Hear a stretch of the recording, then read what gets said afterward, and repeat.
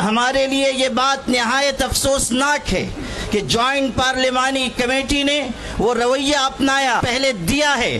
اس نے یہ واضح کر دیا کہ وہ امینڈمنٹ بل میں ترمیمات کے لیے سنجیدہ نہیں ہیں بلکہ وہ کسی مخصوص ایجنڈے کے اوپر کام کر رہے ہیں.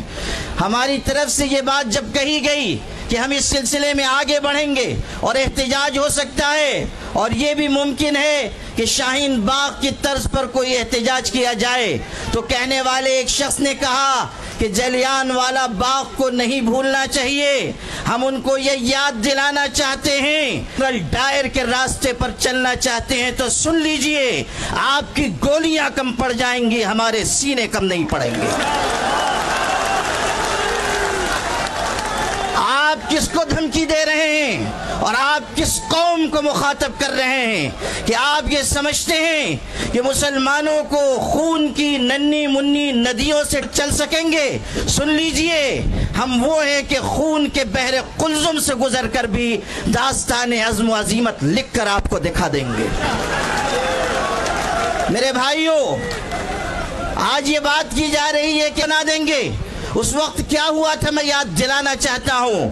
جب گولیاں چلائی گئیں تو وہاں پر ہندو بھائیوں کی، سکھوں کی، مسلمانوں کی لاشیں ایک دوسرے کے ساتھ ملی ہوئی پڑی ہوئی تھی.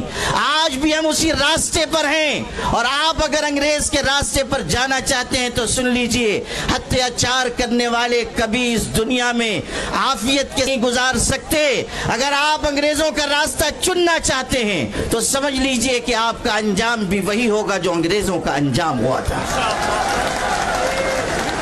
آل انڈیا مسلم پرسنل لا بورڈ اس ملک کے مسلمانوں کا سب سے متحدہ اور مشترکہ پلیٹ فارم ہے. اگر وہ یہ آواز دے رہا ہے کہ وقف ترمیمی بل کو واپس لیا جائے تو حکومت کو اس بل کو واپس لینا چاہیے. یہ مت سمجھیے کہ صرف چند ہزار مسلمان جمع ہوں گے اور بات مکمل ہو جائے گی.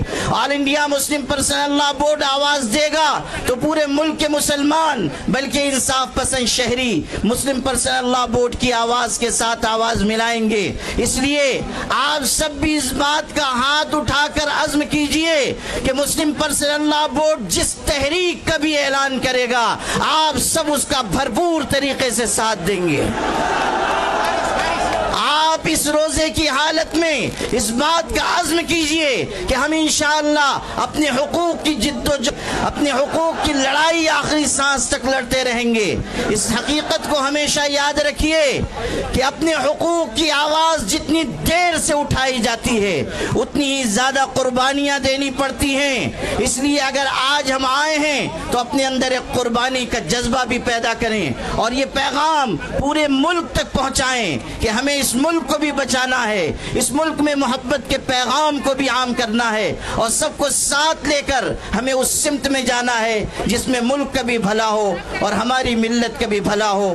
آپ کی یہ قیادت جو یہاں موجود ہے اگر آپ اسے بوڑھی اور بزدل قیادت سمجھتے ہیں تو سن لیجئے، آج یہ یہاں بیٹھے ہوئے ہیں لیکن کل اگر اللہ نے ایسا موقع دیا کہ ہمیں اس لڑائی کو آگے بڑھانا پڑا تو آپ دیکھیں گے کہ یہ قیادت قلم اور کاغذ چھوڑ کر ہتھکڑیوں کا بھی استقبال کرے گی اور اپنے سینے کھول دے گی اور آپ کی لڑائی آخری سیڑھی تک لڑی جائے گی. اسی لیے میں یہ کہا کرتا ہوں اپنی قیادت کے بارے میں کہ یہ الگ بات ہے کہ چپ چاپ کھڑے رہتے ہیں، پھر بھی جو لوگ بڑے ہیں بڑے رہتے ہیں. ایسے درویشوں سے ملتا ہے ہمارا شجرہ جن کی ٹھوکر میں کئی تاج پڑے رہتے ہیں. وآخر دعوانا